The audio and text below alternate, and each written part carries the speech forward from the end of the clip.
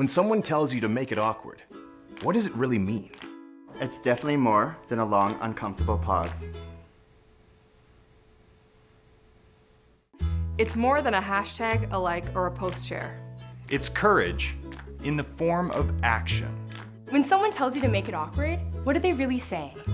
They're saying, help me, I'm scared. They're saying, I want to help, but I don't know how. They're saying, don't hate me. Just because you don't know me. A joke isn't funny if it makes people feel uncomfortable. When somebody tells you to make it awkward, they're telling you, this is my home too. This is my home too. This is my home too. This is all of our home. When someone tells you to make it awkward, what they really want to see is people standing up when others sit down. People holding each other accountable for what they know is right. Because when you make it awkward, you actually make it normal for everyone.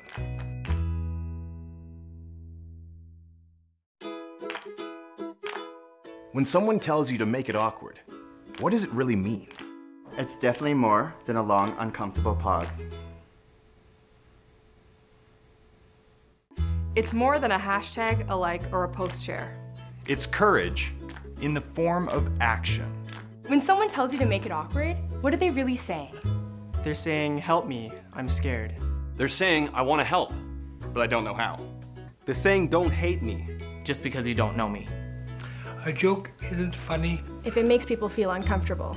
When somebody tells you to make it awkward, they're telling you, this is my home too. This is my home too. This is my home too. This is all of our home. When someone tells you to make it awkward, what they really want to see is people standing up when others sit down. People holding each other accountable for what they know is right. Because when you make it awkward, you actually make it normal for everyone.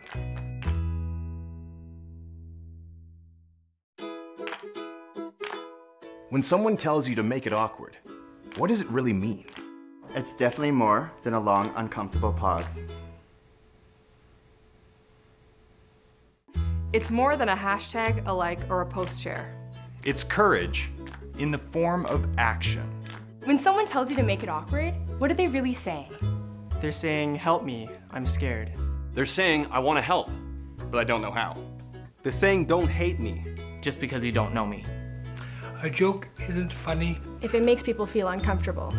When somebody tells you to make it awkward, they're telling you, this is my home too. This is my home too. This is my home too. This is all of our home. When someone tells you to make it awkward, what they really want to see is people standing up when others sit down. People holding each other accountable for what they know is right. Because when you make it awkward, you actually make it normal for everyone.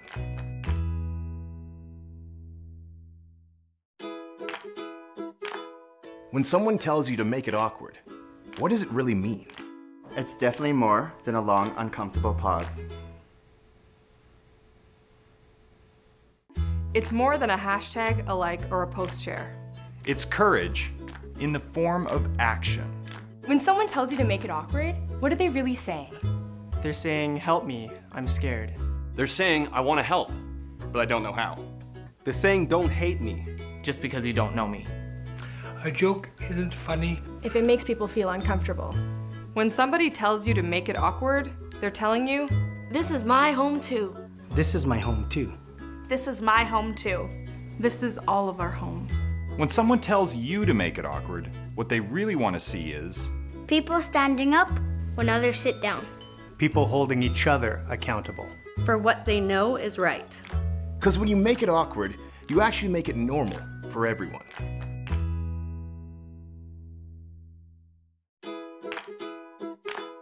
When someone tells you to make it awkward, what does it really mean?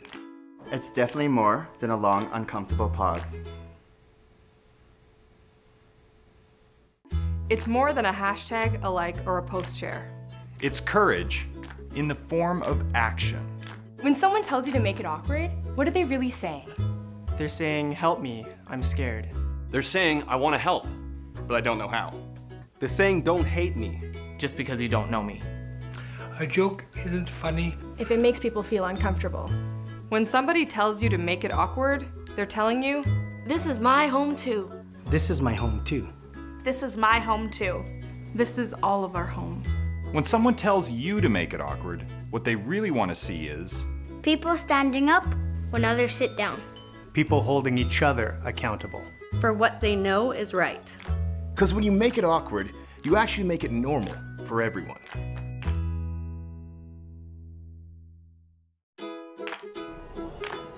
We are back at the Make It Awkward Inclusivity Summit 2018. I'm your host and co-founder, Jesse Lipscomb.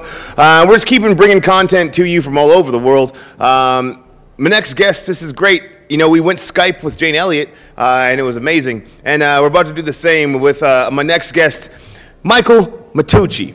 He's a guide and a healer who uses words and film to help people remember who they really are as human beings, find their brightest light and shine it upon others. It wasn't always that way. A globe-trotting adventurer who speaks 5 languages. He found himself in Los Angeles, working as a management consultant while growing a career as an actor and a filmmaker. The latest chapter of his memoirs, So He Thought. When he volunteered to make a small video for an indigenous tribe and started teaching and started hearing stories he never read in his history books, hearing about what's going on in today in the world at a grassroots level, his life slammed into focus. Nothing else seemed important anymore. He spent over 6 months filming on his own, meeting elders, healers, activists, and environmentalists all over Australia, New Zealand, and North America. He even spent time at Standing Rock with the water protectors. Now, Michael's bringing forth those interviews in a provocative new web series for truth and empowerment called System Busters, which is on Connect. He left his LA life, apartment, and Hollywood pursuits to commit his life to this service and participate in a positive global shift. I want to introduce to you Michael. You see him on your screen right now. Michael, welcome. Thank you very much. So what I want to do is we're going to get into some conversations and talk about what you're doing, but I really love opening a thing up with a beautiful video, with something we could just see some of the work that you've done, and then when we come back from it, let's just talk a little bit about what we saw. Is that okay with you? Perfect. All right, well, if we can do that, let's go ahead and see that video, and then we'll be right back to talk a little bit more with Michael. An Aboriginal boy that does really well at school, flies through to year 12, completes formal education, does really well at university, gets a fantastic job and is deemed as successful. The reason why that's happened is because that Aboriginal boy has taken his opportunities. He's had great mum and dad, great teachers, he was motivated. If another boy, Aboriginal boy, drops out at year 9, ends up in a life of destruction and drugs and bad stuff and ends up in the big house, the reason why that's happened is because he's Aboriginal. And it's as subtle as that. Discourse around anything Aboriginal is grounded in a whole lot of data and assumptions and attitudes that perceive Aboriginality as lacking of, needing to, should be doing. The same discourse exists in and around gay and lesbian, in and around Muslims. There's a pattern that links all this sort of stuff, and it's constructed for a purpose, and it's set up in power. How do you change the conversation? How do you change your thinking? If we start the conversation in who we are, and my identity and your identity, because of the way that we know and construct our world around difference, we will start to find the differences, and we'll measure the differences in more than, less than, better than, worse than. And straight away we set up a little separatism between me and you. My focus is a focus on how I am with myself, how do I treat myself, how do I talk about myself, how do I think about myself, how I am with others, so how I am with you, how are my relationships with other people, how are they going, and my relationship with country. How do I treat it? How do I look after it?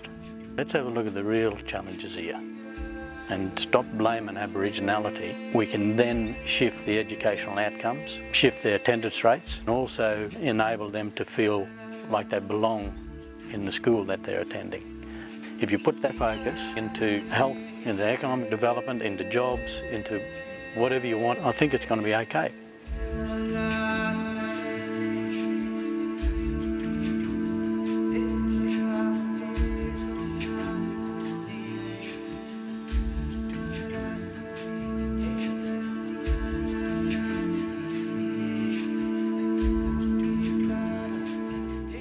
Aboriginal boy that does really well at school.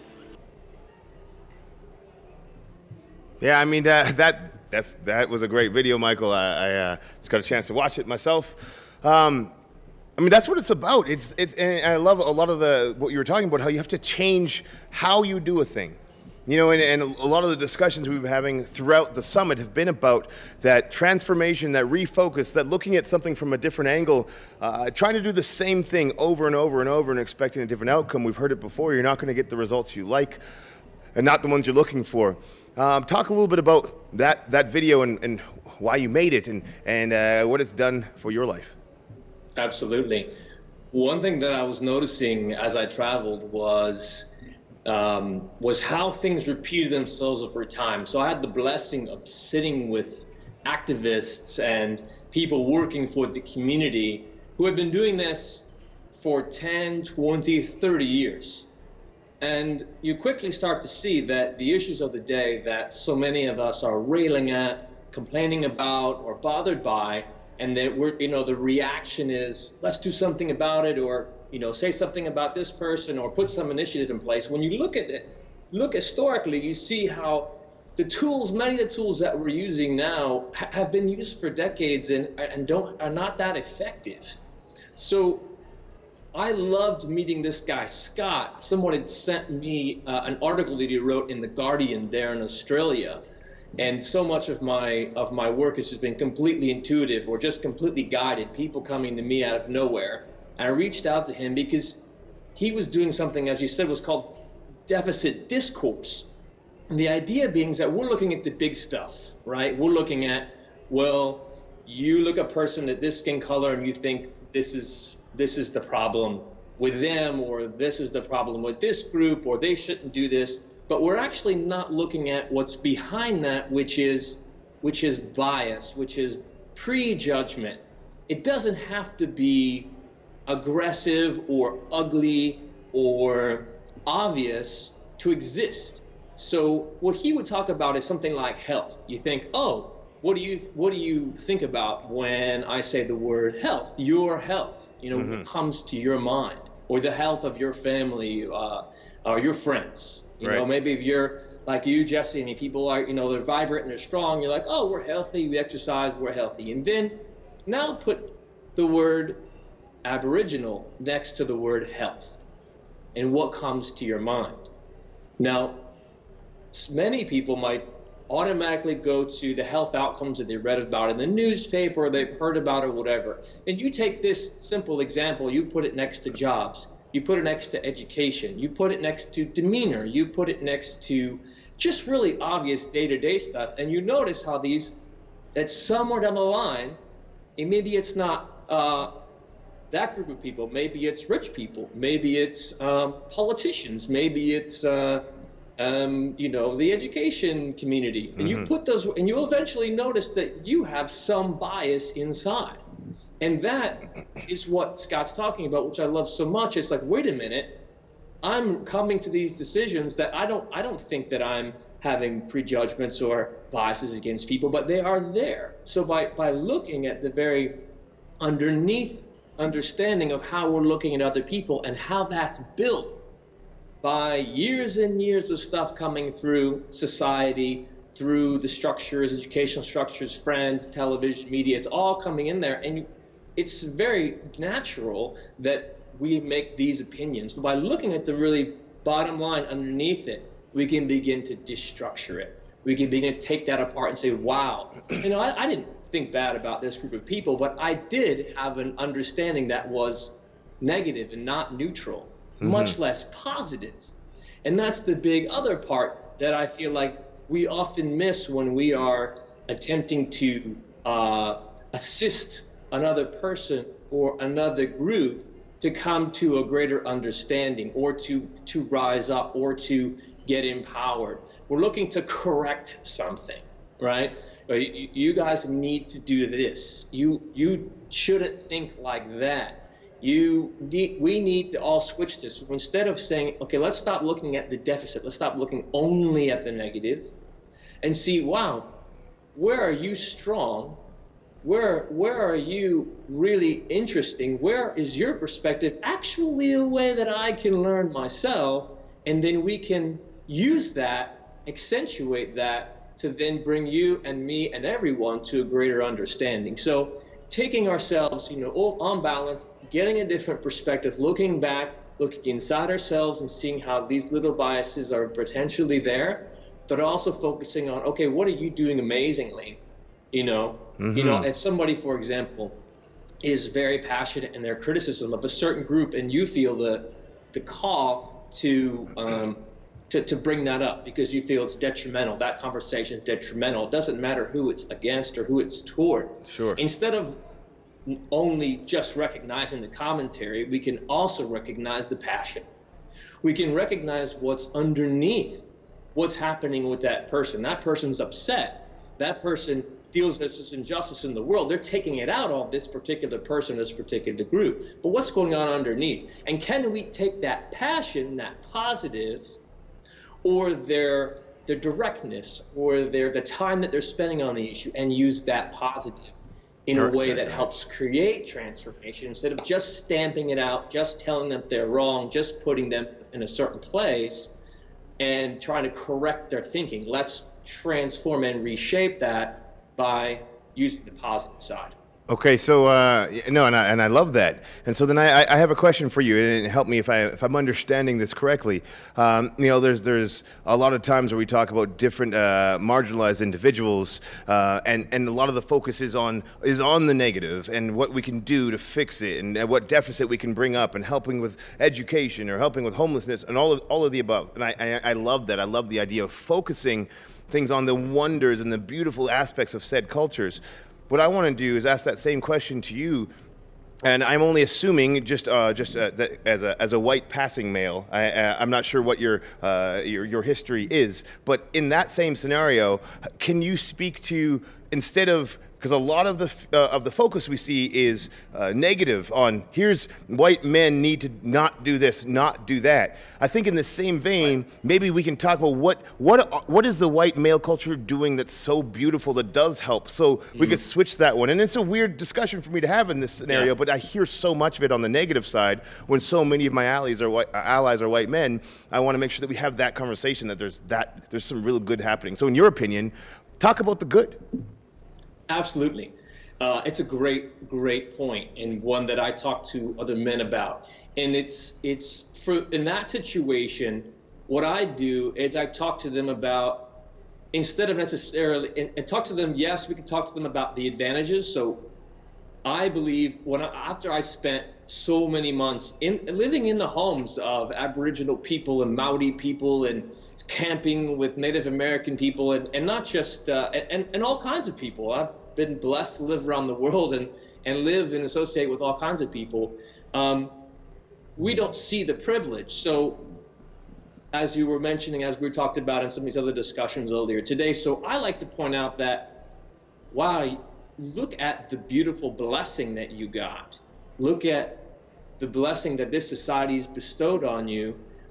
And consider the possibility that you were given this for a reason. Consider the possibility that you were graced with the background you're graced with in order to create something bigger than you, to facilitate change, because you were gifted with what society deems as the right qualities, or the qualities that are important or powerful, or whatever happens to be. Just like you were given amazing talents as in your personality and your athleticism, or someone's really keen and can see really well into the future, or manage business really well. Are we really using whatever talents that we have for the greater good? And how could you? I mean, I know that I came into a white male European American Catholic Christian body in order to create bridges to that community, because I can relate to, I can understand the certain people who I've been around, and so I see it as an obligation, but also an opportunity. So I say, look, first consider the responsibility, consider the opportunity that lies before you. And if you're looking truly at this life from a higher, more cosmic perspective, I mean, look, this idea that we've come to the planet to go to school, then get a job and work on our resume, and then get a better job and make some more money, and then have a family, and then get a really nice house, retire early, go to a warm place, and die, and that's it. I mean, come on, we came from some other dimension. Preach, Michael. Some place really far from here, zapped into this earth body, and our soul lives infinitely, infinitely, and we're all concerned with all of this stuff that society told us is important, and all stressed and running around about it. Let's look at it from a bigger perspective at the amazing adventure you could have with the gifts that you were given. Okay. I kind of lead that into an opportunity perspective and say, look, you're missing out. Right. You have these society given opportunity to do something amazing and do something that could lead you on an adventure much greater than anything you could imagine in this world, to create community, to bring people together, to unify, to create global change with the talents that you were given. And I'll tell you what, from my personal perspective, my life, as I've given up more of those material and earthly and things were supposed to be so important, you know, the famous Hollywood actor or the big businessman and this and that, as I let that go and stepped into service and stepped into giving, my life only got much better. I got much more contented, much lighter, much happier, and I feel that living my cosmic purpose, you know, gives me a never-ending adventure. And that's the happiness that I share with them. That's the motivation. That's the opportunity. But it's different for each person. But that's the cosmic adventure that awaits when we take the talents that we have, whatever those happen to be, and put them into a higher use. Yeah, okay, so, and I like that a lot. There's a whole bunch of things I wanted to chat about as I listened to it. First off, cosmic claps. I'm with you all day on that. But at that, when we talk about something that's so much bigger than the minutia that we deal with on a day-to-day basis, specifically when you talk about material things and the wants for these things, fine. So is it also not true then that when we talk about, you know, this gifts that I've been given, we were talking about the privilege of white passing and it being a gift. As soon as you said that, the thing I thought, I was like, well, hot damn, I think my beautiful black chocolate skin is a privilege and a gift, and I use that the way that I possibly can as well. But truly, what I'm saying is, it really doesn't matter at all on those ones. And as we keep putting energy into, I'm using my privilege because I'm white, all that does is seems to add more energy to the fact that there is a separation, when the real focus is this cosmic energy like you're speaking about, which, and it feels like a little bit of a juxtaposition, if you know what I'm saying. And then the second part of that statement, there's also these individuals who don't have material things to say, I want to get rid of. Those don't exist at all. They don't have the ability to come to summits like this and conferences like this and be in these discussions because they're really thinking about how do I eat tonight and how to eat tomorrow and why does everyone look at me like I'm less. And so my real question is for those people who might have an internet access right now that couldn't come to the summit but can watch this for free, what do we say to those who often don't see people who look like them in places who are speaking to them? What do we say to them for those people who right now think of them as less than, and their focus can't be on, you know, figuring out how do I get to a cosmic level because my kids need to eat tomorrow. Right. Well, you just said a lot of things there too. So yeah, I know. That's good. Right back at you, Michael. First and foremost is that everybody has the gifts, and you're absolutely right. Everyone has different gifts. When you ask me specifically about talking that population, I like to offer just like as you know, men. This idea that even masculinity, we've taken that and that's become a battering point, and it's been abused. It's without a doubt. But we're not looking at the beauty of true guardianship. I mean, what's our opportunity? What's our role as just men, for example? Not that women aren't guardians as well, but we all have we all have innate roles. When we look at it from looking at a cosmic perspective, we look at it from the indigenous perspective. We just look back at the beautiful teachings that the people right around us have that we haven't been privy to if we haven't been around those communities. I mean, the way that they talk about the roles, our roles on the earth, is just beautiful, and I want to speak for them. If you don't know, then reach out to somebody and talk. It's a great conversation point. I've learned so many of them have been my biggest teachers in these past couple of years. And so when we're talking about everybody, not everybody has a purpose, but everybody's purpose is not necessarily to make transformational films or to lead a social charge or to revolutionize an industry. Just like a tree and a bee and a bear and the dirt and the rocks have a purpose, we all have purposes that can be very simple but just as important as creating some new initiative, being the most amazing mother that you can be, taking your light and bringing it into an industry that is in need of it.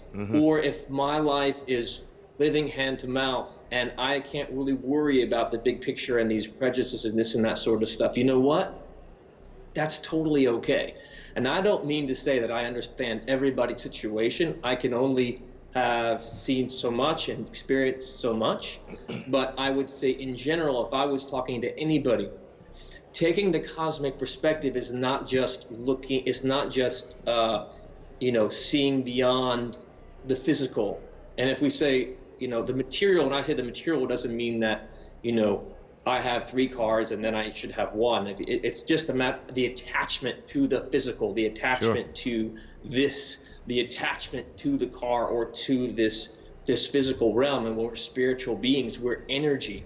And so I can have a cosmic experience on Earth with so little. I gave up everything. And I'm not saying I gave up everything and I'm so great. I didn't really know what I was doing. I just felt the call to begin to and as I let my attachment go to all the material things that I sold off, and I didn't have tons and tons of stuff, but I got rid of almost everything. And I could have it again, but it's if life determines that's what I'm supposed to have, but I'm not attached to it anymore. And it's freedom. It's freedom. And so, I do want to touch upon that person who is struggling. Hey, I've struggled. I gave up, my financial security to take on this quest, and have had to go through a lot, and still go through a lot of challenges that have to do with living in this material world, but as a being who wants to be of spiritual service. And the most important thing that I've learned, as much as I want to help everybody else, is it's about my evolution. My evolution, my soul's evolution, my reconnecting to Mother Earth, my reconnecting to everybody around me, not just family or friends, but the homeless person, the person in struggle, the person who has had their head down at the supermarket, the cashier, whoever happens to be, revitalizing, remembering, reconnecting to that, and accepting, just surrendering to the situation as it is, the amount that I have, the money that's flowing or not flowing, the people around me that are there or not there, angry or happy, acceptance for all has purpose. And all has purpose, just like this moment that we're spending right now has purpose. You individually, everybody who's there, you're sitting in that seat because you got there from whatever reason, but there's a reason. There's a reason that if you're paying attention right now, that you're listening to these words, that there's a reason, there's a deeper reason that is part of your path. And if this is resonating with you, perhaps this is something that's calling to you. But everybody has a calling, and there's no greater or smaller, bigger or more spectacular. That's society's ideas. You have to do this, and you have to run the conference, and we have to be acting this, or we have to be the CEO, and we have to have this big house. And this stuff is just, it's all good. There's nothing wrong with it. It's just what society has been telling us, that's success. Success might be just purifying your heart and connecting to all people around you and living in harmony and bringing that harmony in your community.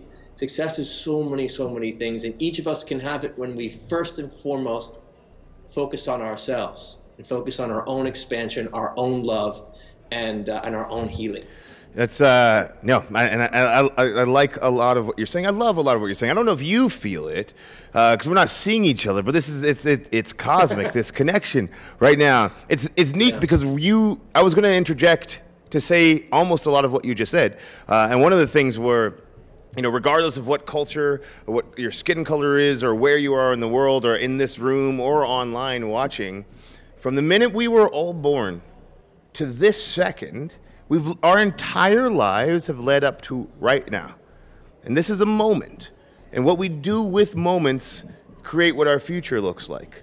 And you had said, you know, we're all here for a reason. And every once in a while, those moments, they really, really resonate. And I want this to do that for those who it resonates for. But it can resonate across the board, regardless of what sex you are, regardless of what race you are, regardless how much you gave up or whose struggle was bigger. This is a bunch of people talking right now that are available and vulnerable and open to listen and grow. And for your sharing, I thank you on behalf of the entire summit, the people watching.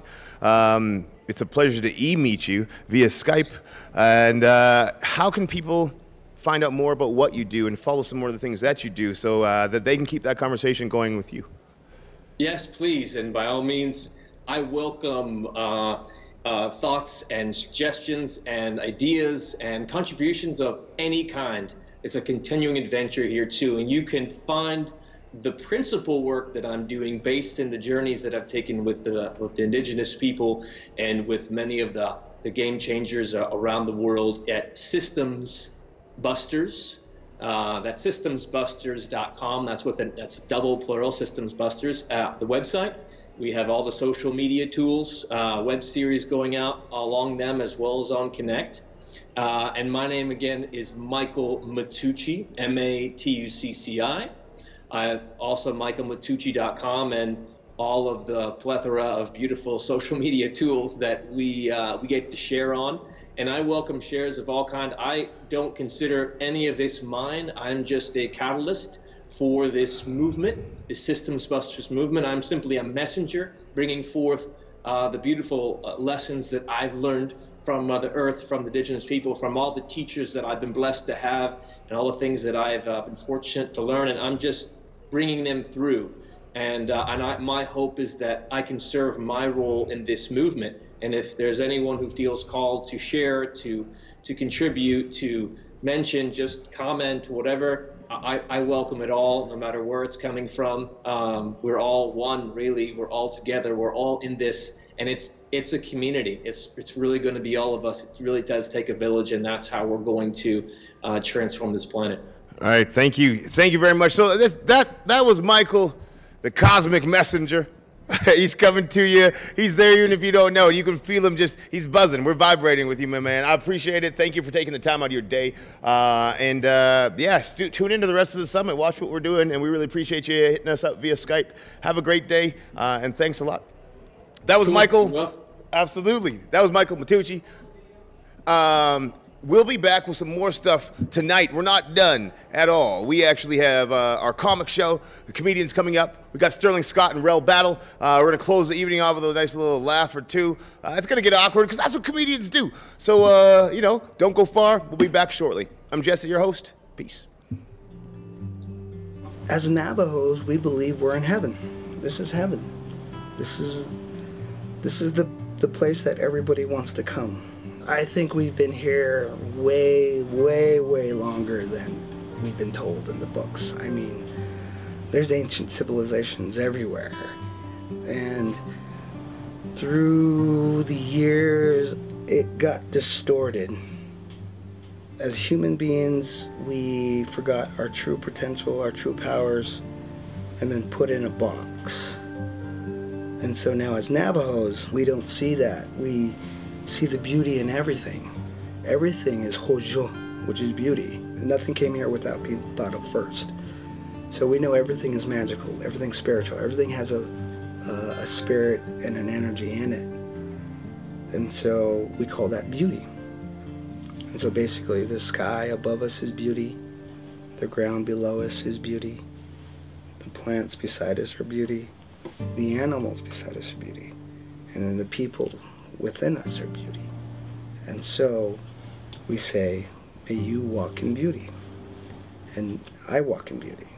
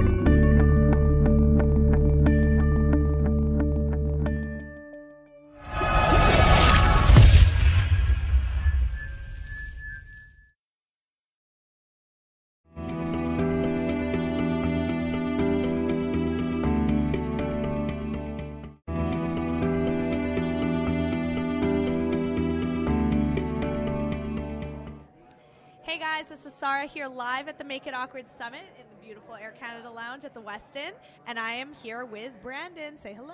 Hello there. Okay, Brandon, so what made you want to get involved with the summit? Well, while I was growing up, I am Native and also I'm adopted.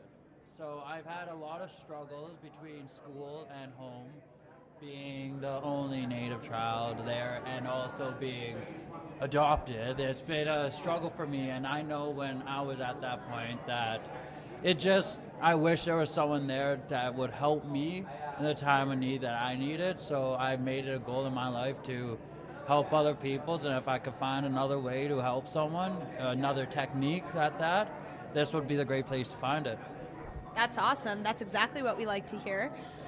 So moving forward into the summit, I know you've mentioned kind of experiencing, racism and discrimination of many, many kinds.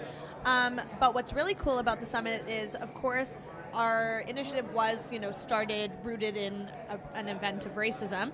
But what's really awesome is throughout the weekend, we're going to cover a ton of topics. We're going to cover transphobia, homophobia, gender inequality, sexism, really everything. So in addition to learning more about how you can obtain tools to deal with racism, is there another topic that you're interested in being educated on? I'm more because I'm also gay, so like the whole package, everything. So it's just like I'm just trying to help younger people, younger audience to help them with their generation of new bullying and just trying to make it so it's a little bit easier on them and have them to have someone to support them in either coming out to your parents or just all these little techniques that I've learned over the years to help out other individuals. That's super inspiring, and that actually leads me into my next question. So with that all being said, do you have any advice for kind of the younger generation coming up as to how they can either make the world more inclusive for others or how they can kind of deal with discrimination as it comes to them?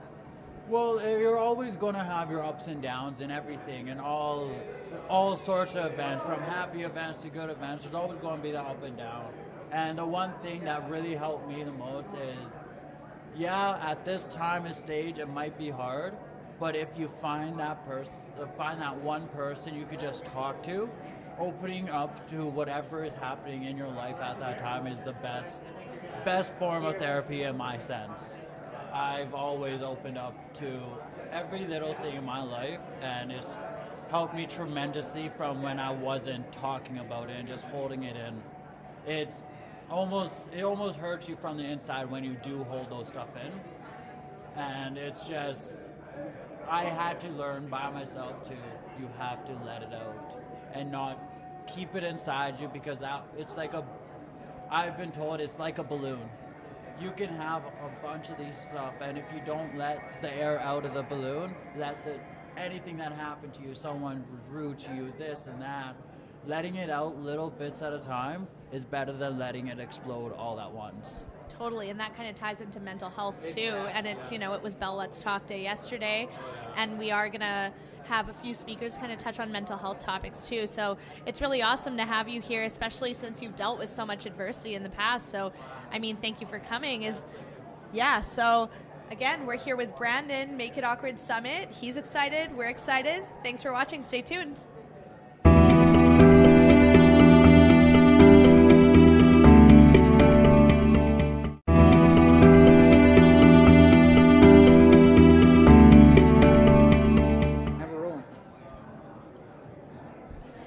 Hey guys, it's Sarah, and I am here at the Air Canada Lounge live at the Make It Awkward Summit with Danielle, who is one of the recipients of our student passes. Everybody say hi to Danielle. Hello. Okay, so I've just got a few questions for you. So first of all, what grade are you in? What school are you from? I'm in grade 9, and I go to Johnny Bright School. Woo, shout out Johnny Bright. So what made you want to get involved with our summit? Well, I personally face a lot of racism because I am a Jewish individual, and that is a minority, and I migrated to Canada as well from Israel. So along with that, you do face a lot of different judgments and a lot of different people reacting to your culture differently. And I think that that's not only towards me, that's towards most of the kids that are or that have immigrated to Canada. Absolutely. I definitely feel you on that one, which is kind of why I wanted to get involved too. Speaking about you experiencing racism, especially you just being in grade 9, so you're what, 14, 15? 15 years old, yeah. How does it make you feel when people say, it's 2018, we live in Canada, racism doesn't exist? It makes me kind of, it makes me feel a little kind of confused. Not really confused, but just kind of, I was just wondering, racism is everywhere, but we're all try to shelter ourselves in our own little safety bubble, and I feel like racism is kind of a protection. It's like a border that people try to put up to cultures and to people that they're not used to, and so when they see that, it's truly like a defense mechanism, and we see that as racism. And I feel like if we do give out knowledge to people about our cultures, our religions, and that we want to be here and survive and have our families and be your friend here in this country with you, I feel like we can all work together and make this world a better place. That was the perfect answer, and that is exactly why we're all here today. So what's really awesome, because I know I joined Make It Awkward mainly because racism was something I'd experienced, but what's really cool about the summit this weekend is we're covering homophobia, transphobia, sexism, gender expression, all of those kinds of things. So I know you're excited to learn more about eradicating racism, but is there another topic that you're looking forward to kind of learning more about? I'm looking forward to all of it. I feel like now it's 2018 and people are becoming more aware of the LGBT community and a bunch of other types of people, and I think that that's just so amazing that we are all learning how to accept each other for our skin, for our color, for our gender, for our sexuality, and I truly am excited to learn how to just help everyone with being accepted.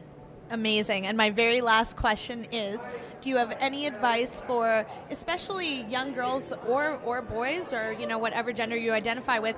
Do you have any advice for young people your age? Because I know I'm 26, and for me, I see my friends slowly starting to get into advocacy or activism or just inclusivity in general. But how would you encourage someone of your age to get involved the way you are? As being a little younger, it is, I would say, a bit harder to kind of be involved in more things because you're not really at the age limit to have the ability to. But I would just say stay true to yourself and just keep an eye out for all of opportunities that you see, like the We campaign or the Make It Awkward summit. So, just keep on going and being yourself. Amazing. Well, again, I'm Sarah, and I'm here with Danielle, live from the Air Canada Lounge at the Make It Awkward Summit. Stay tuned for more interviews.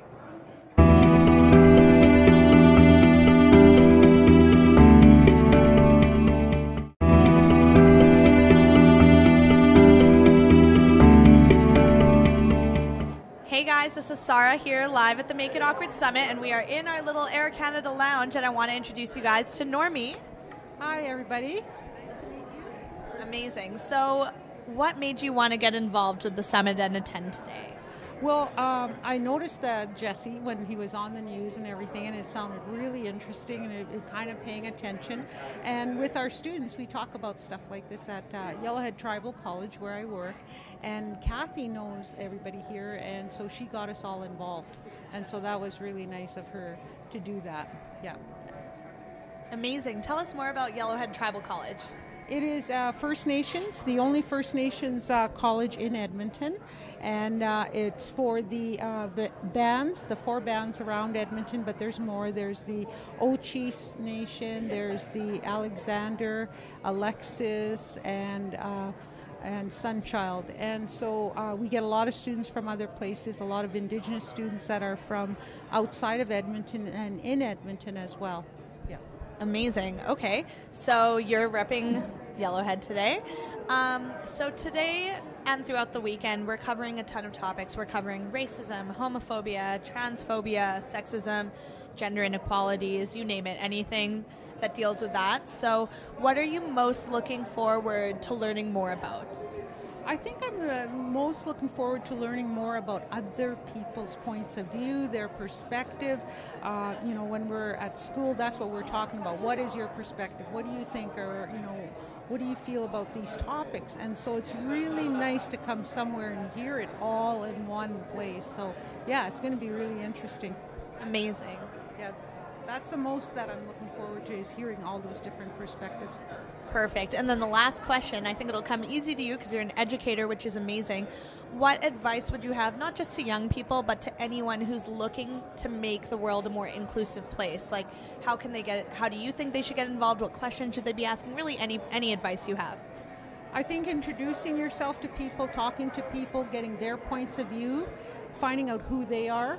And even with Indigenous people, there's so many different Indigenous people, and just stopping and talking to them, getting to know people, asking them any kind of question, because it's amazing, just asking any question will spark a conversation, and those conversations are really important, I think, in getting to know people, and not really categorizing what kind of people I guess you want to know, but just anybody. Absolutely. Okay, well, thank you so much, Normie. And again, we are live here at the Air Canada Lounge at the Make It Awkward Summit. Catch us with more interviews.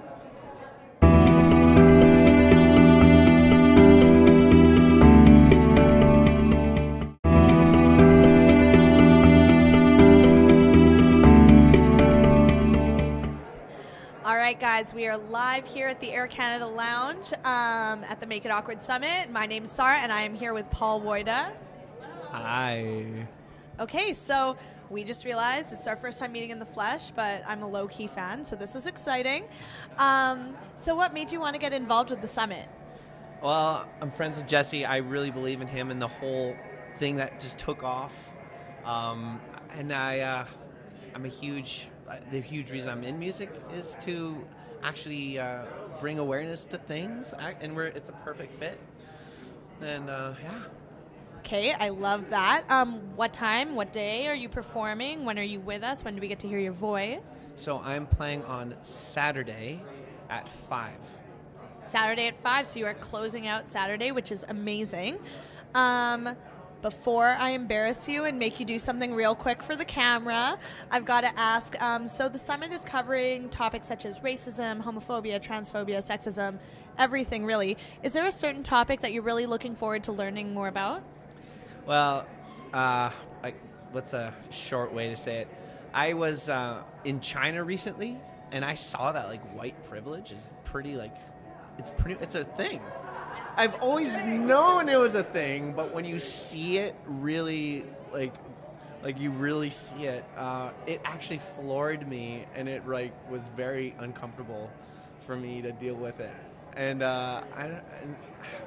to me, it's any chance to learn about it, and it's hard for me to really relate with people who go through racism, because I don't often. I have, being white. It's just it is a thing everywhere but I know I just love being a part of something that people can learn about it, and it's all about learning about things that make you uncomfortable, right? To me, it's a matter of being. It's a closed-minded issue. People who have kind of racist views are closed-minded, and it's a matter of. It's really good for human to grow, actually, is to learn about other cultures, and yeah. Totally. And I think definitely what we're trying to do here, in addition to kind of educating people, it's just people who are already allies or are looking to be allies. It's just really learning more. I have so much to learn, so I'm looking forward to it. Okay, well, I see you have your guitar here, so there's no way you can have your guitar here without singing to us. Okay. If you want to sing Straight Into My Soul, I'm not mad, but if you want to sing to the camera, that's cool too. Totally up to you. Sneak peek, Paul Woida. So yeah.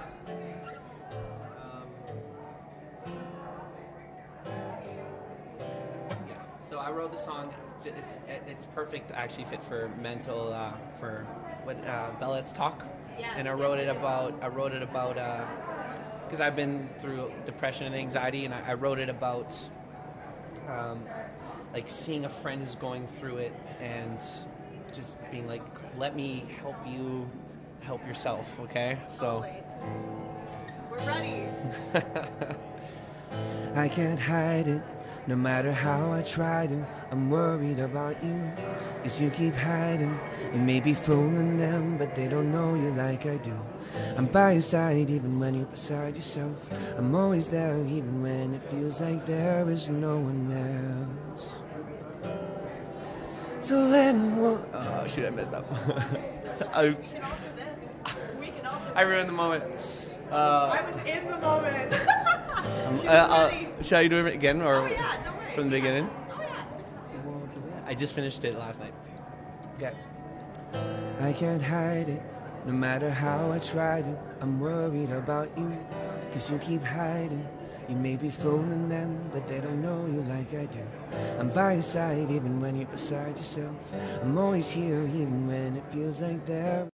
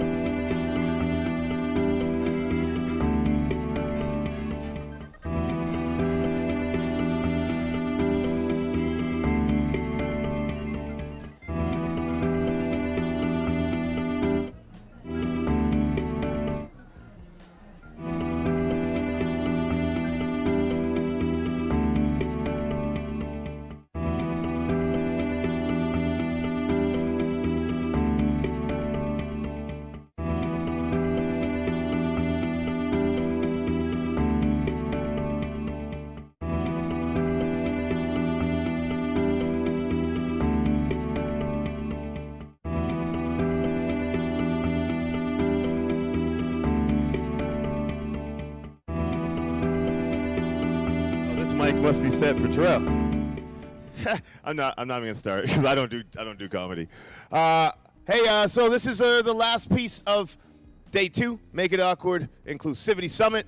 We're gonna end it with a little bit of fun. You know, we started the summit off with some serious, aggressive awkwardness, right? And then we had some like real beautiful Jane Elliott spirit of love and awesomeness, and then some great food. And tomorrow we really feel it from the youth, you know. But we're gonna end tonight with some comedy and some literally 2 of maybe my top 5 comedians on earth are here with us. We got a local super funny human being, Sterling Scott. If you don't know who he is, you just don't pay attention to comedy. And then we have Rel Battle. He's from LA, star of a TV show called Superior Donuts on CBS. Also the originator of the roast battle and a really good friend. And so he's gonna come out here and do some things. I'm Jesse Lipscomb, and I'm pretty much done on the microphone now because I'm not the funniest, specifically with these other 2 people here. I'm getting nervous really standing here right now. So, Terrell, come on, do your thing if you're around.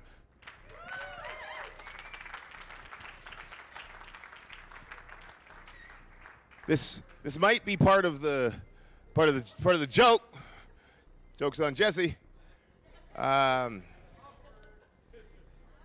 So I was walking in a bar one day, and this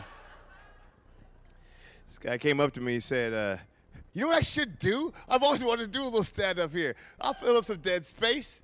I'll fill up some dead space right now. All right, let's see what happens here. Choose my jokes carefully. Choose my jokes carefully." Okay, you're right. I shouldn't. I haven't thought about it before. What we're going to do is we're going to see where Rel is right now. He's walking in. I can feel his energy. And he wanted to make sure that we knew this was Make It Awkward. And so he wanted to have that awkward space right now before he came up. And I appreciate that because he really set the tone. But without further ado, Rel Battle, come on and hit the stage. Thank you for what you just did for me. That was really special. That was really special.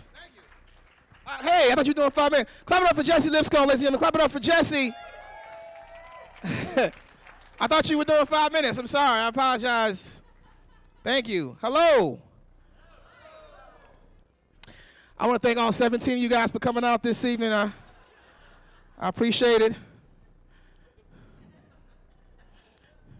Thank y'all for coming out. Thank you so much for being here tonight. I appreciate you guys in the corner there. I could have had this show in my treehouse. This could have been watching Scandal on Hulu. Had things to do. What's up, guys? How you guys doing? Okay. All right. Well, thanks for being here. I appreciate it. I've been here for 2 days now in Edmonton.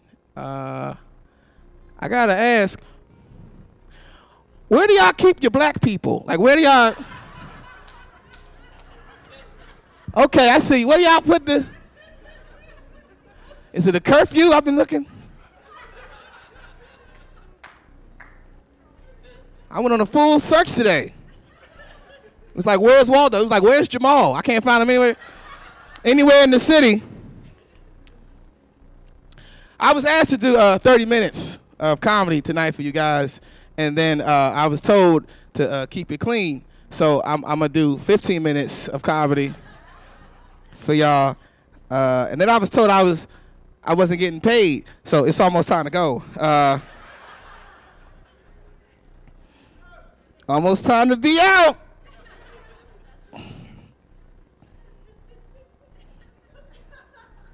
You know, nothing's more exciting than leaving sunny California with its 80-degree weather and beautiful skies to fly into a town with gray clouds and black slush and -7 here. It's -7, guys, today. Why? Why is it -7? Why y'all showing off? Who you? Oh, really? Oh, I'm sorry. That's good to know. That makes me feel so much better. I must. It's warmer than usual. It's pretty cold. It's always what?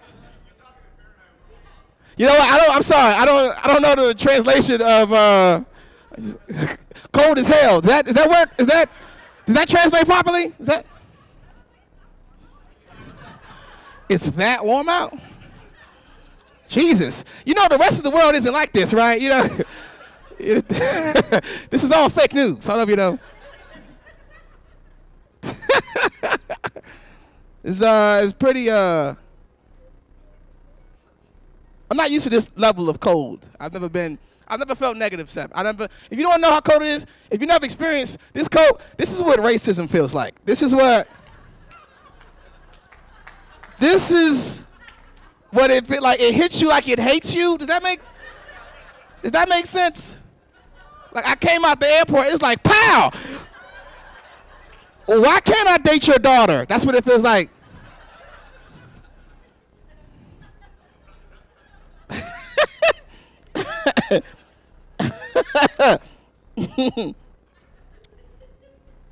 Shoot, make it awkward. You know what's awkward? This wind chill. That's what's awkward. I brought swimming trunks here. I can't even. It's too cold for comfort. That's all I'm saying. My Fitbit stopped working or something. It's just like, I don't know, 2,000 steps. Put a wristband on me. Just come on. Welcome to the show, buddy. Thanks for coming out. Oh, right there? Cool. All right. I feel like it just became an auction just now. I feel like strong buck, 6 foot.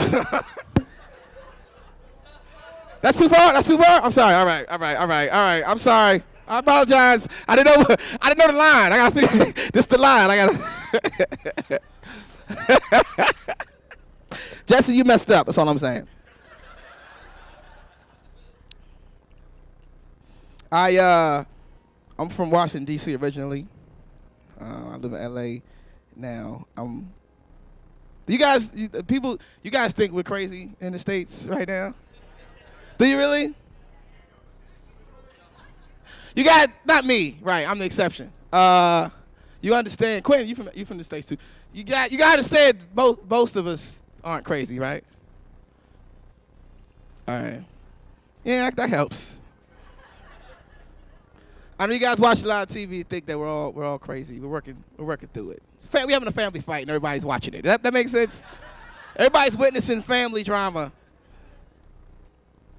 You know.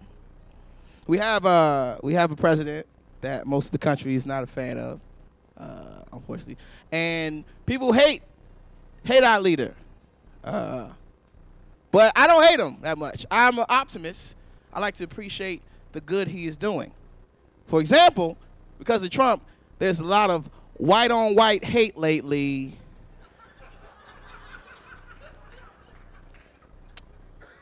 And I ain't gonna lie, I'm enjoying every single second of it. There's fist fights breaking out in the middle of Whole Foods. I go right to the front of the line.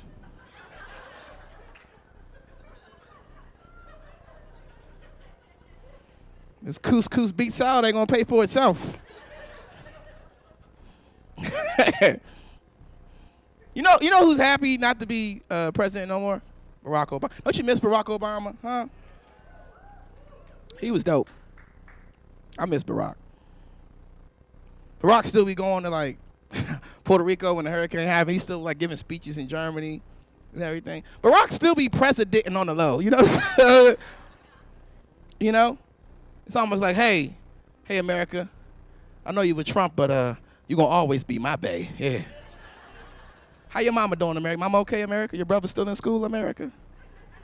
Hey, America, remember that time? Remember when we killed Bin Laden? Remember that, America?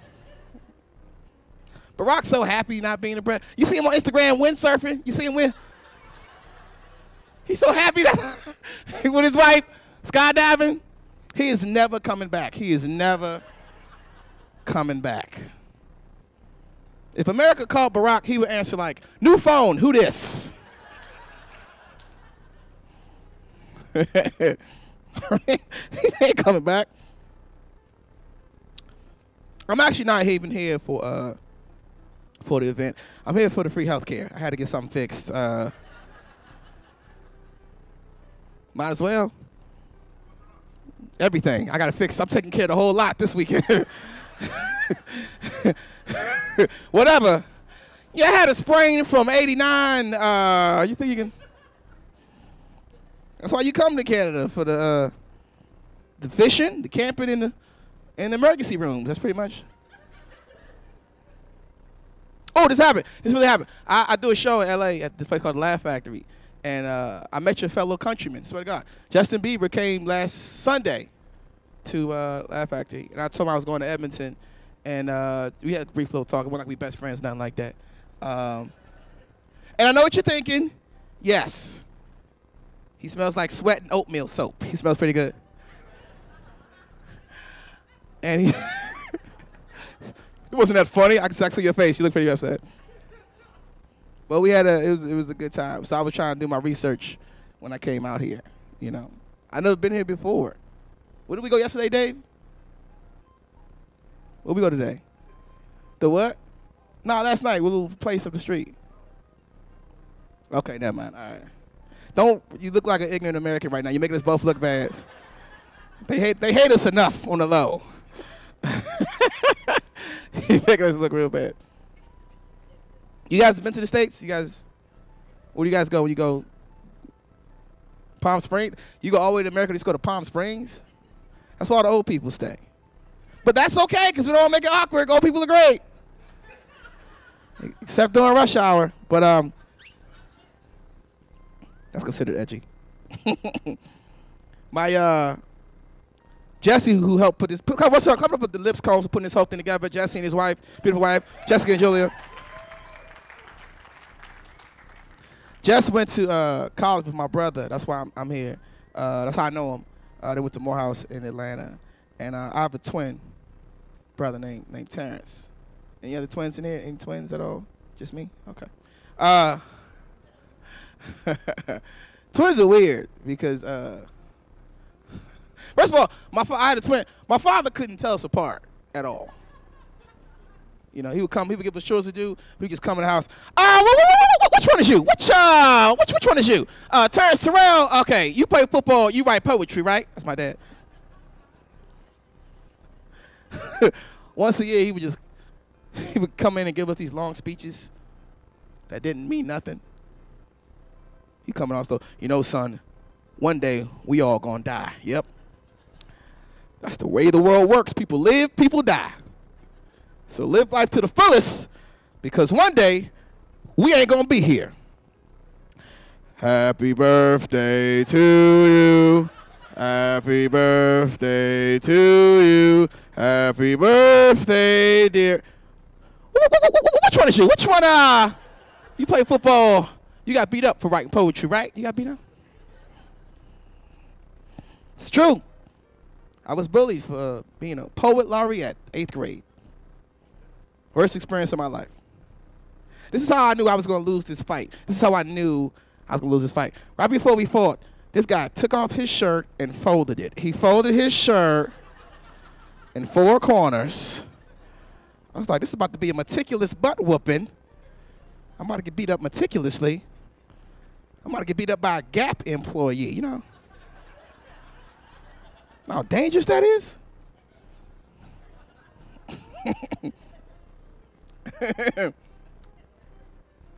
You guys ask twins the weirdest questions. You know that, right? When you see twins, especially girls. Okay, all right, okay. Okay, all right. Oh my God. Okay, if he's hungry, you gotta eat. No. Oh my God. No. Okay, one more. Okay, all right. If he's sleepy, you go to sleep. No. Oh my God. Okay. All right, one more. Okay, if I hit him, you can feel it, right?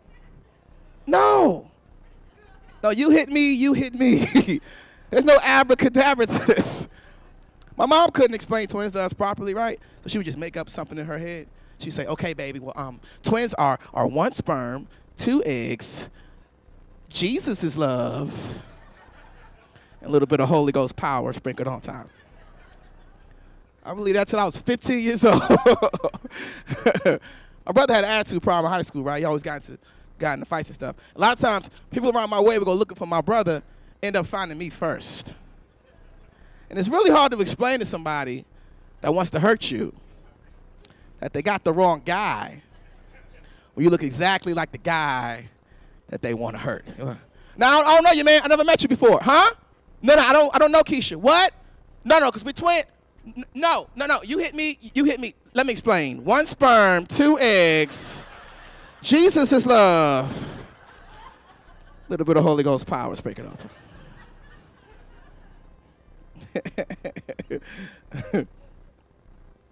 You guys like to stare at twins all the time when you see. It's like, oh my God, you're a twin. You're a mythical, magical marvel of the world. You're a twin. Oh my God, look at you. Can I get a picture? Look at you. Wow. I used to be like, yo, stop. Okay, I'm a regular person. All right, back up off me. I'm just a twin. Not a big deal. I felt that way until I met triplets. Oh my gosh. Like twins are weird. Triplets, that's a science experiment. Right? Even I was like, okay, so you hungry, you eat, and you poop. Is that how it works? Does the poop, does it teleport to his booty? How does it?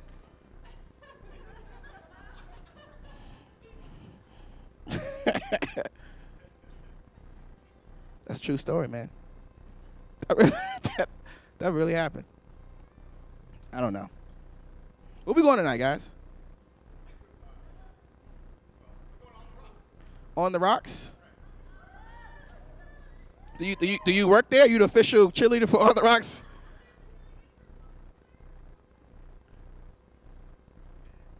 Awesome. All right. There's a really cool harmonica player from Texas, and I don't know what the rest of you. I don't speak the rest of the language you spoke. I don't know. Is he here, the harmonica player? Oh, okay. All right. Is he like your boyfriend or something? You're pretty excited about him. Like who? You can't be like who's a harmonica player groupie? Like you got to be his girlfriend or something. Harmonica. I heard like great. Oh man, he can play the drums. He can play the electric guitar. No, dude, this dude I know, man. He's blind and plays the harmonica. He's amazing. You may have heard of him, Steve Wonder. I don't know. I don't know. It's called On the Rocks. It's like a bar or something? Oh, we do some karaoke. You guys know Jesse's a karaoke fiend. But I'm kind of nice myself. I got a rule, though. I only do R. Kelly records. That's all I do. Pre-controversy R. Kelly records. First album. We don't. 12 play records, that's it. Ignition remix ain't happening. Not with me. What you say? You know what I'm talking about.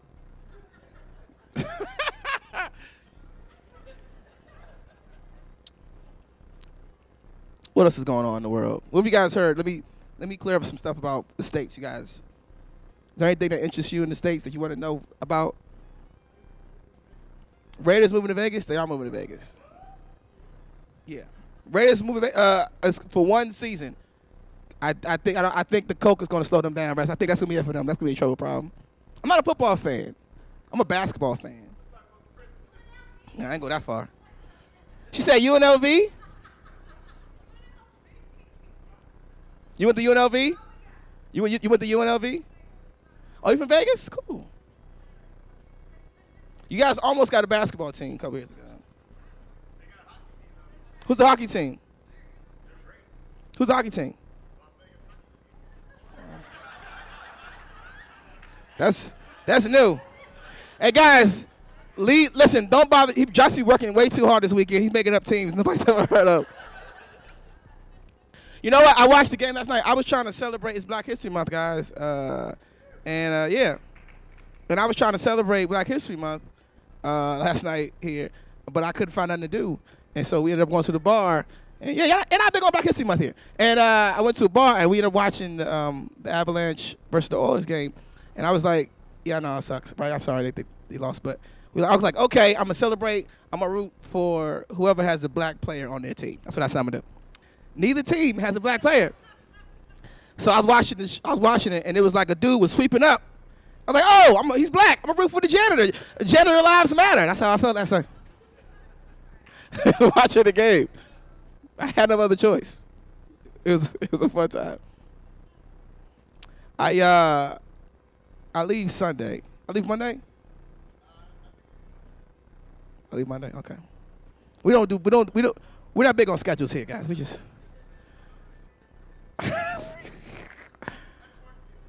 I'm here.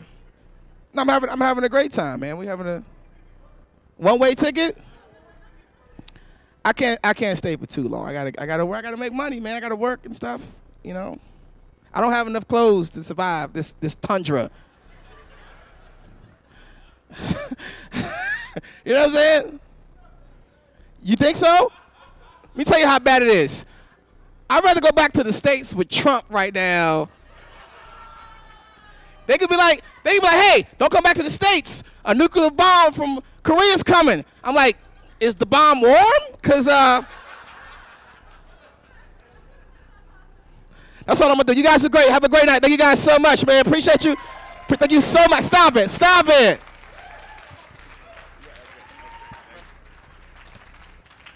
Terrell Battle. That's a funny man. Funny man. All right, one more time for Rel. You know what? I used to watch him do this thing. What I'm doing right now, where he comes in and then he does some funny stuff and tells some jokes about it. But I won't. Instead, I'm just gonna have Sterling Scott come on and do what he does.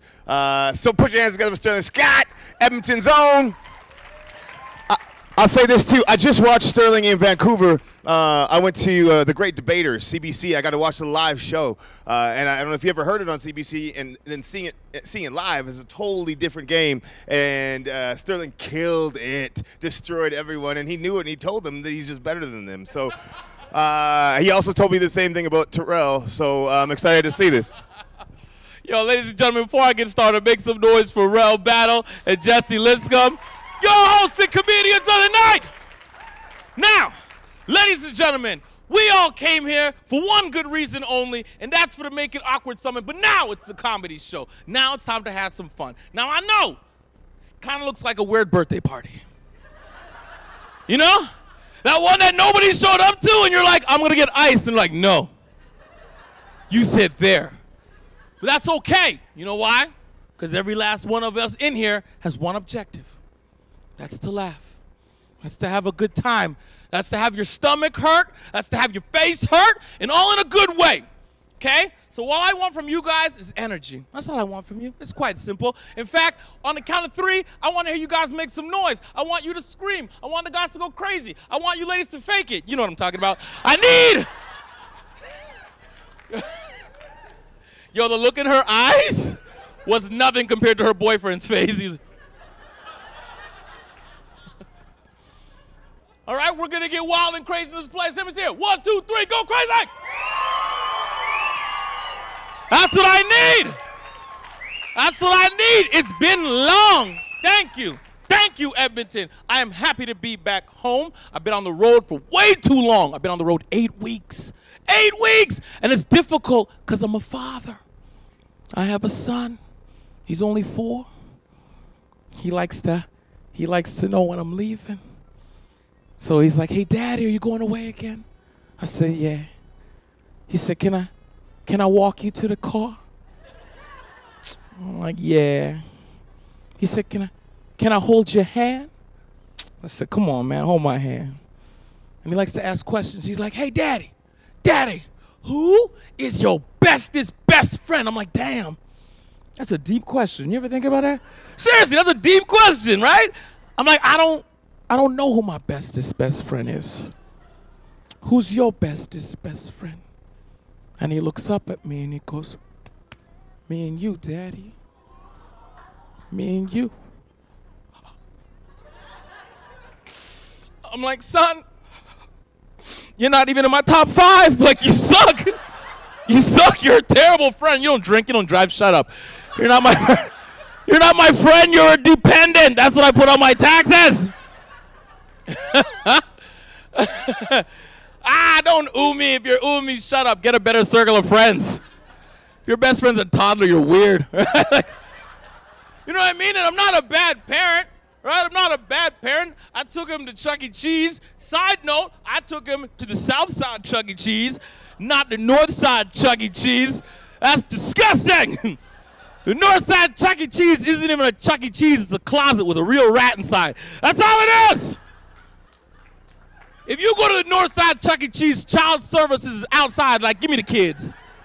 You know what you did. Give me the kids.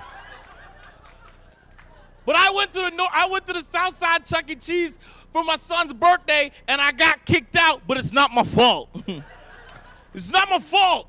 If you guys, any real parents in here, you know I'm telling the truth when I say this.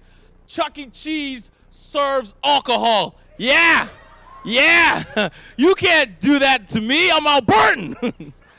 There is a demon inside every Albertan, okay? There's your drunk version of yourself and your sober version. I call them drunk Sterling, sober Sterling.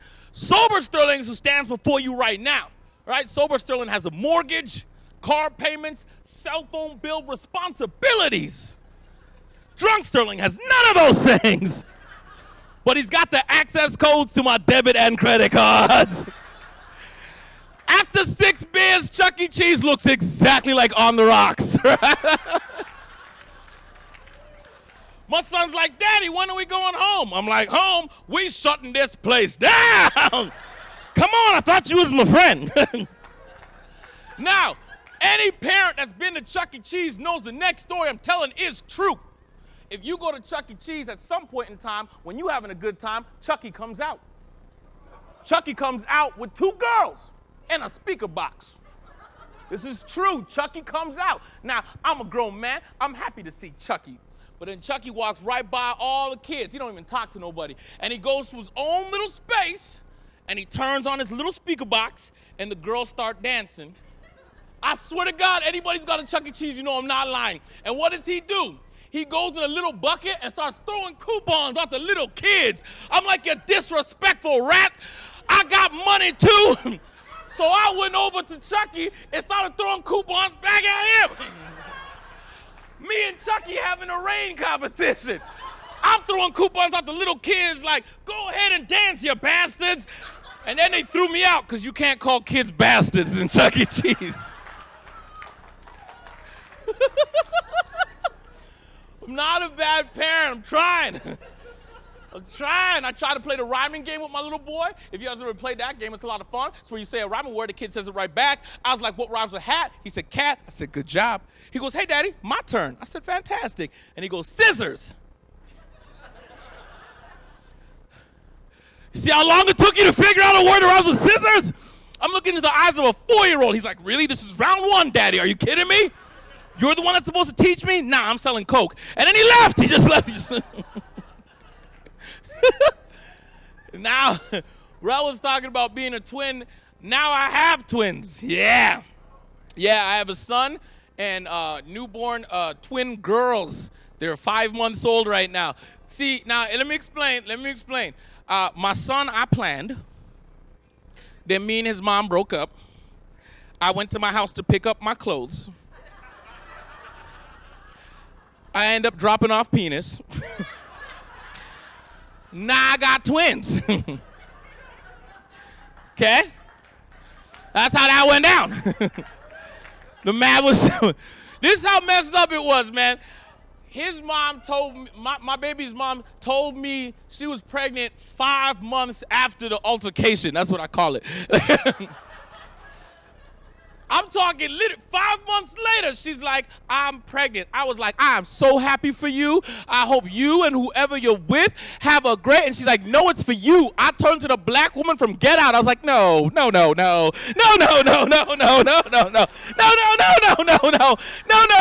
just tears. Like, that's how I've been, because I remember what it's like to have babies. As cute as they are, they suck. Just be honest. Be honest, from 0 to 12, they're little sociopaths. I don't like them. Say what you want. I have held my daughter in my hands and been like, you're a terrible baby. I've said it to her. I hope it stays with her.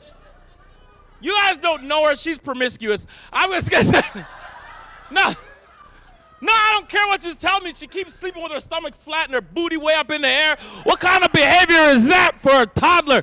I don't like it. I keep stretching her out in the nighttime. You know what I'm saying? Because I'm a good father, and I come back and her booty way up in the air. I'm like, hey, I keep yelling at her mom, hey, why does she keep doing that? She goes, I don't know, she didn't get it from me. I'm like, you're right, because if she did, we'd still be together. So like that's...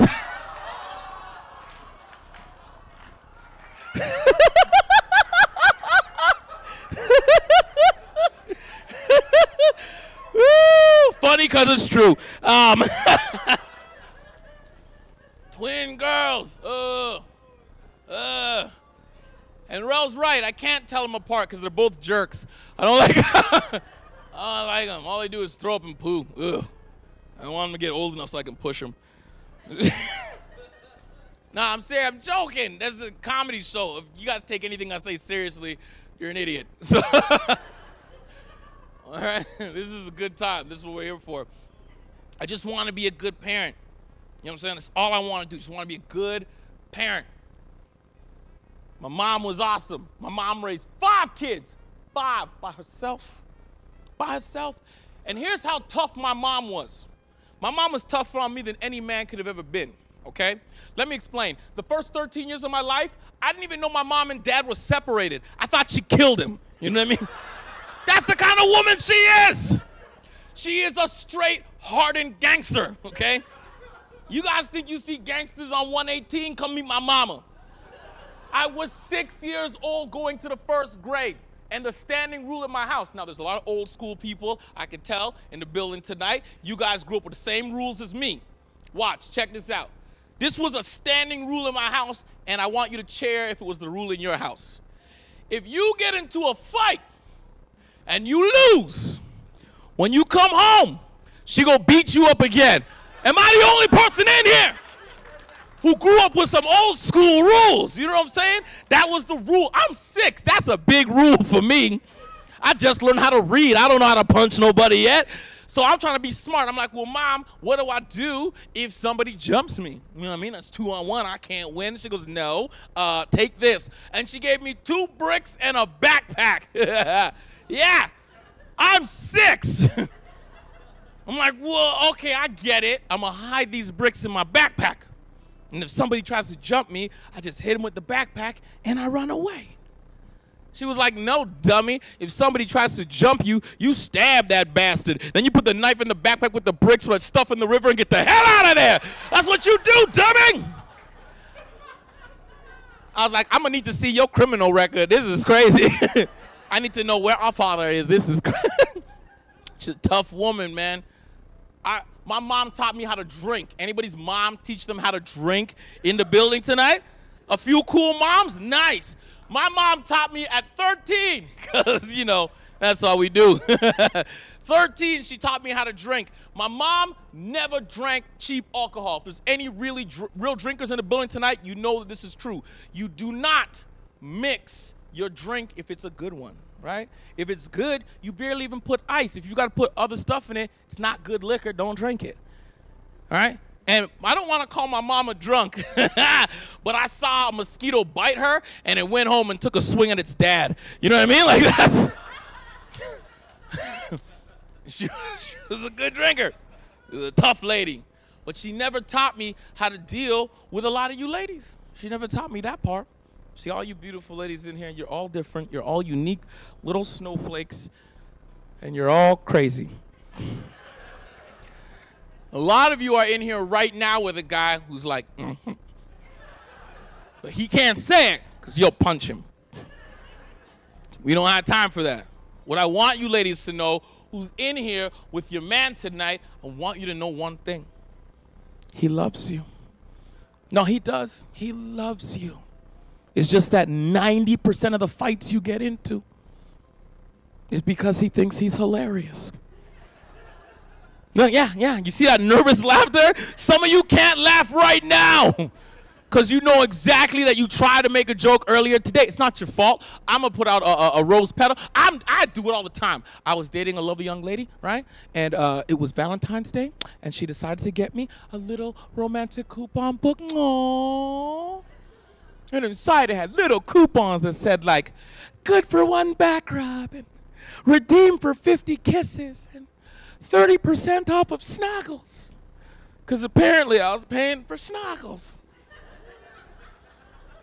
So I was like, baby, listen, I appreciate the idea, the sentiment, thank you, but let's be honest, these coupons, they're for things you're going to give me anyways throughout the course of the year, right?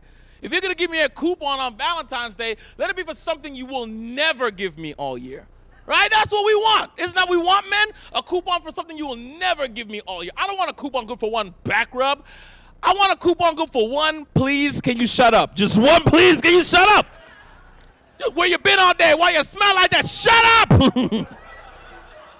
I'll be at Staples printing those off like this is the gift that keeps on giving. Right? Like, I don't want a coupon good for snuggles.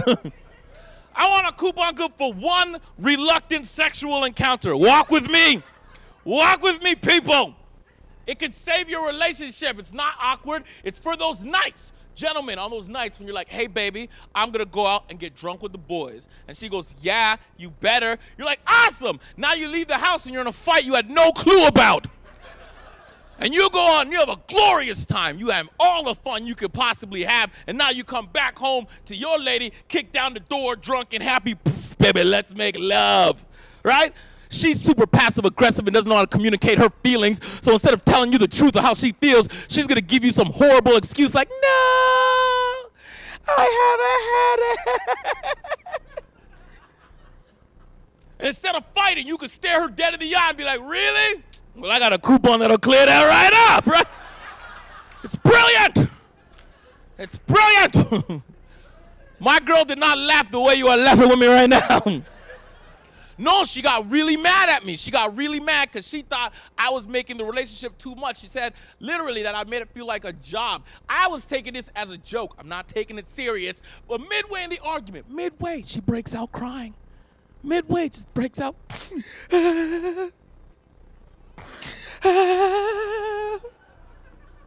You make this relationship feel like a job. Like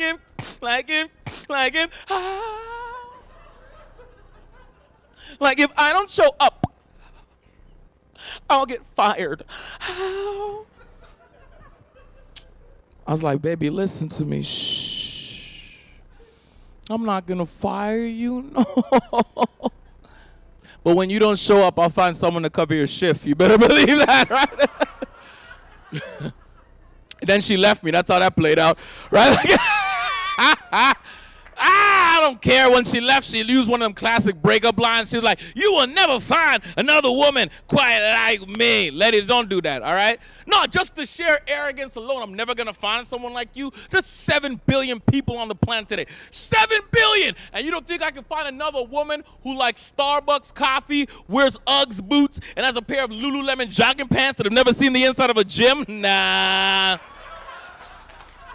I'll take my shot, sister. I'll take my shot. This is why I'm single, you can see, right? I get in a lot of trouble. I don't care. This is a great summit. This is a great cause. You know what makes me laugh, though? I was watching the video, and at first I was like, why would that guy say what he said to Jesse?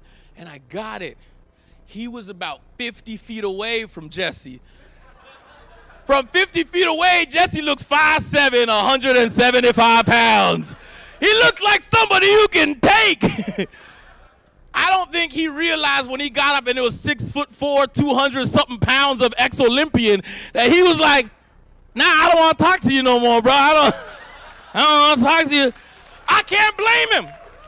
I can't blame him. Everyone's like, why did he drive off? I'm like, did you see where Jesse's head was when he kneeled down on the car? I've kneeled down on many a car. I've hit a lot of chrome. I've never hit a windshield before. He was on his knees and his head was still at the same level as the guy he's talking to sitting in a 4-door sedan. That's not, don't get out the car. Run, run. Drive faster. I was rooting for him at the end of the video. Get away. Get away! You better do 60. That's a 40 zone. Jesse can run that. I know he can. Still staying the same level? You mother. I just want to know why you said it. I ain't going nowhere. I ain't going nowhere.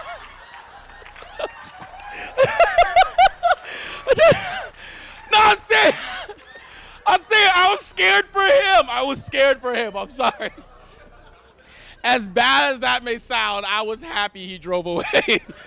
Because if he got in the car, he would have looked like he was kneeling down. And it would not have been a good fight. It would have been awkward. We would have watched that. That'd be UFC for me. I'd be in the street I'd be on the top of the street yelling, World Star! That's only the black people laughed at that one. That's all right. That's a good joke, though. We got It was our World Star. That's how you know how much I don't watch it no more. I just know if somebody yells that, start swinging real hard. Protect your chin, baby. Protect the chin. You don't want to get punched on World Star. Your grandmama go call you. Boy, stop fighting. How you know I was fighting, Grandma? Man, my whole T club hates you. All right. Anybody racist in here tonight? See how awkward that got for you? You guys were looking around like, wait. I wasn't ready for that one. I didn't. Is that a pop quiz? I didn't see that coming. Typically, when I say that at bars in Alberta, there's 2 guys in the back holding their hand down like, hold on, Jim, we don't know where he's going. See how this plays out. No, well, it's true. It's true. It's just, yo, do it, make it awkward in Alberta. You know what makes me laugh about it is the rest of the province is like, yeah, that's a good idea. Why is it such an issue in Alberta? And the rest of Alberta's like, you haven't been here, sweetie, have you? This place is racist. This is weird. You ever run into someone who tells you that there's no racism in Canada anymore? And you're like, that's amazing. One of the #1 questions people ask me is, do you ever experience prejudice or racism as a black comedian in the great country of Canada? I'm like, hell yeah, all the time. They're like, what? We never see it. I'm like, yeah, it's because you're white. It's not directed at you, right? Like, you're not going to experience prejudice as a white person. in Edmonton. Unless you're a redhead for some reason. Oh my God! Oh, don't hold back on me. Why are white people so mean to redheads? Like this line right here, gingers have no souls? What the hell, man? Do you know there's an official Kick a Ginger Day? That's terrible.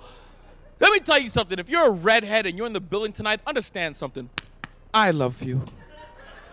I love you. You know why? Because I know no redheads had anything to do with slavery. Because you can't be a redhead and be out in the sun that long looking after slaves. You can't. Can't do it. You can't.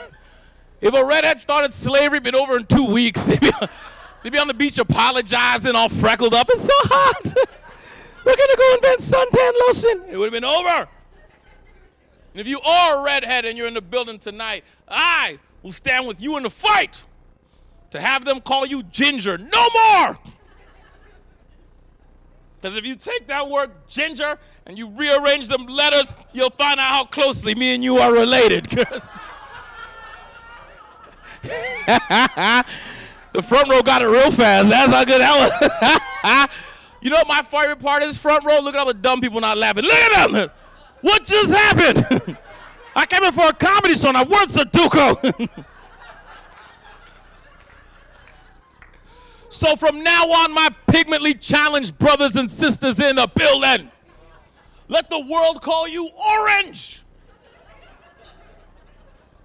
Because if you take the word orange and you rearrange the letters, it'll spell a Negro, and that's why orange is the new black.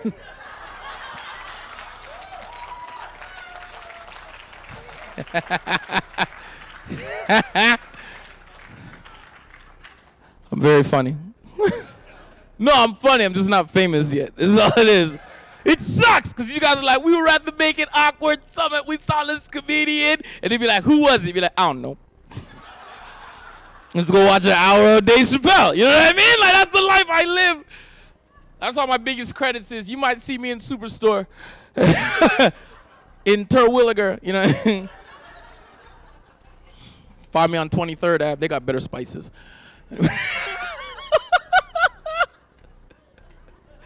It's true, man. It's true. It sucks. Does anybody in here know how long they could hold you in prison without charging you with a criminal offense? Shout it out. What?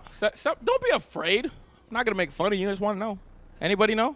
No? All right, cool. Let me tell you guys, because I found out the same way I found out I'm not mentally capable of going to jail. Here's what happened. I was on a street you all familiar with called White Ave. Yeah, I was drunk. I was walking. I was having a good time. I saw some police officers walking down the street, and I decided I'm going to tease them because I forgot I was black.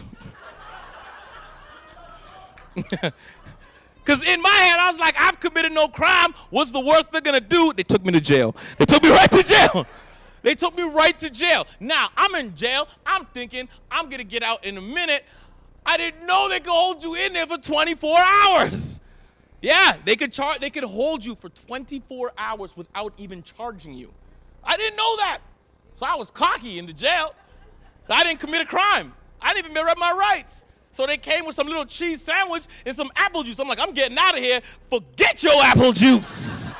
Oh, you should have seen me. I kicked it right through the bars. I took that cheese sandwich and I threw it against the wall. I didn't know I was going to be in there for 24 hours. After 8 hours, I was looking at the cheese sandwich like, it's not so bad. You know what I mean? That's got cheese on it. I should eat it. And in your holding cell, all you got is a metal bed and a metal toilet. Now, I was still trying to maintain my gangster.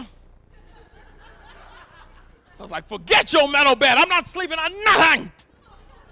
I didn't know I was going to be in there for 24 hours. After 15 hours of standing up, I was looking at the metal bed like, it's not so bad, you know. You put toilet paper down, feels like a mattress. 24 hours and I was mentally broken. 24 hours. What if I had to do Fed time, real time, 25 years? I'd be in the jail on my first day like, hey, let me make this clear. No one is having sex with me. And then some guy would be like, really? I got a coupon that'll clear that right up.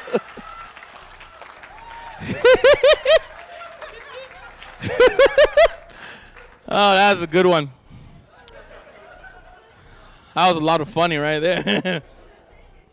I'm going to put a bow on this. You guys have been such a phenomenal audience. I want to thank you guys for supporting the first and not the last Make It Awkward Summit. You guys have been phenomenal. Phenomenal. Here's the one thing I want to say. This summit is great for raising awareness, but if you really want to help the situation, how you make it awkward is now in a group like this. Take the information you have from here, and when you are in your isolated circle of the world, your kitchen table, your family, your close friends, your football group or whatever, when you hear the racism there, that's your time to stand up. Not on Instagram, not on Facebook. That's your time. That's your time to fix it right there. Because I don't care who you are, you know one of your friends, family members, somebody, they say some racist, stupid things all the time. I know I'm not the only one. Okay, I got a lot of dumb friends. I asked my one friend, I was like, how do you say black person in Mandarin? He said, Hakwa. I said, that's too aggressive. If you're Mandarin and you're in the building, you know I'm not lying. The literal translation for black person in Mandarin is black devil. Come on, man. Half of it was black. You could have stopped. You could have stopped. He goes, if you're not Chinese, you're the devil. That's how he was. I'm telling you guys, I'm not making these things up. So that's your time right there in that little section of the world, right? And then you come here to learn how to take on other tactics and how to talk to people. Don't be aggressive. Don't be like, hey, I hate you, you're racist. They'll be like, get out of my house, you can't have no more popcorn. You're like, I just wanted some popcorn and watch the game. It's real though, it's real. That's how you gotta do it, man. Hang out with different colors. Hang out with different people. Don't be subjective though. I have a lot of white friends. I bring them to the black club. And they get nervous. They're like, we don't want to go to the black club. I said, why not? They go, we're gonna get shot. I'm like, that's stupid. You're white. You're not You're not gonna shoot a white person in a black club? Because then the cops will try to solve the crime. We don't have time for that.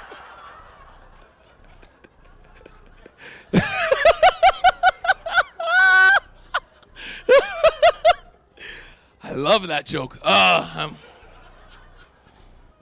Nah, just hang out with other people, man.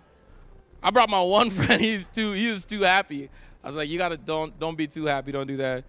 I went to the bar to get a drink. I came back. He was hanging out with a tall black dude with gold teeth. And he's like, this is my friend Slick. I was like, get out of there! He's like, what? He's just a black. I'm like, black people are afraid of that black guy. Run! His name is Slick with gold teeth. Run! Stupid. You gotta think. I like including everybody. I think it's great. I think it's great that it's an inclusivity event because you gotta get to learn and know from everybody. All right? Like I don't read my contracts. I'm a miserable human being. I don't read them. And I had a contract to do a show here in Edmonton. And it was, I don't know if you guys know, we have a male strip club in Edmonton. Do you guys know that? Yeah, one person. Rest of you are liars. I didn't know when I got booked that it was a male strip club. Also, they didn't know at the male strip club that they were going to have a comedy show. All they knew is that they were going to have live entertainment. Yeah. So I walked in there was 175 dudes, and they just thought hot chocolate showed up to the building. Oh, it was amazing. They were buying me so many drinks. I felt like a princess. I was about to leave a slipper. Like it was that good. And while I was drinking and having a good time, I looked to my left, and the comedian that I came with, who's a straight male, is being grinded on face to face for a very long time. The guy leaves, and the comedian walks over to me, and he goes, it took me 2.5 songs to let that guy know I wasn't gay. I was like, nah, you were gay for 2.5 songs. That's what was happening right here. Change your Facebook status, put it to complicated. That's your man over there. This is not the first kind of big event that I've done here in Edmonton. I love doing events. I love doing when there's like a good message behind it, where it's actually going to do something. That's when you'll see me show up. I had to do one a few years back for an organization called Little Warriors. If you guys ever heard of them? All right. So then you guys know I'm not making this up. Little Warriors is a phenomenal group. For those of you who don't know, all I knew at the time was Little Warriors was a group that was against pedophiles. I got babies. I'm down for the cause. They said, cool, would you like to come down and see a demonstration? I got excited. I got excited because this is a group against pedophiles called Little Warriors, and they said to come and see a demonstration. I expected to go down and see them training a bunch of little kids to beat up pedophiles. That's what I thought. I thought I was gonna see some tough-looking kids with mohawks and T-shirts that say, "Can't touch this." You know what I mean? Like, that's what I thought I was gonna see. But it's not. It's actually an organization that teaches awareness, prevention, and reaction against pedophiles, which I think is phenomenal. You should always donate to causes that are that good, because I think it's very important to teach adults prevention and awareness. But I don't need you to teach me what the reaction's gonna be if you touch my baby. It's quite simple. You stab that bastard, put the knife in the backpack with the bricks or that stuff in the river, and get the hell out of there. My name is Sterling Scott. I'm out of here.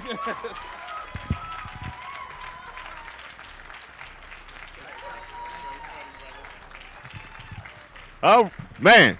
I gotta be honest. I've never been so nervous watching a comedy show. I'm like, and then what happened? Okay. Oh, he's got another one. Oh, woo! Okay, it was good. All right, one more round of applause for Sterling.